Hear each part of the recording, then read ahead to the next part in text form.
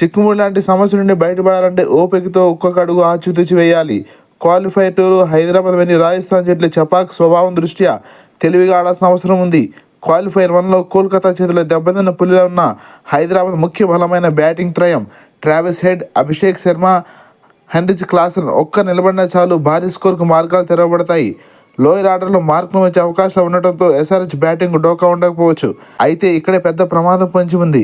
స్పిన్నర్లో కీలకమైన చెన్నై పిచ్పై రాజస్థాన్ జట్టులో సొంత మైదానంపై ఆడుతున్న అశ్విన్ మరియు తన స్పిన్ మాయలో బ్యాట్స్మెన్ ముప్పతిప్పలు పెట్టగల చాహెల్తో హైదరాబాద్ జాగ్రత్తగా ఆడకపోతే ఇంటి దారి పట్టాల్సి ఉంటుంది.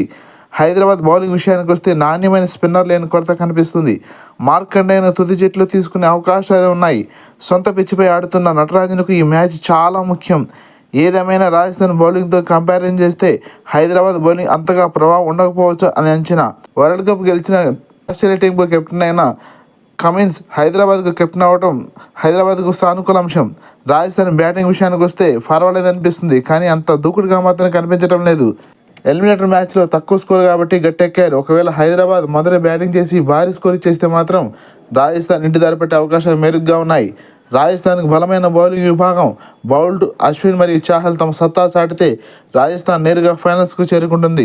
మరొక ప్రధానమైన అంశం టాస్. రెండవ ఇన్నింగ్స్లో మంచు ప్రభావం ఉండడంతో టాస్ గెలిచిన జట్టు మొదట బౌలింగ్ ఎంచుకుంటేనే విజయ అవకాశాలు ఉంటాయి. బ్యాటింగే బలమైన హైదరాబాద్ వర్సెస్ బౌలింగే బలమైన రాజస్థాన్ జట్ల మధ్య జరిగే మ్యాచ్ ప్రేక్షకులకు టెన్షన్ పెట్టడం ఖాయం.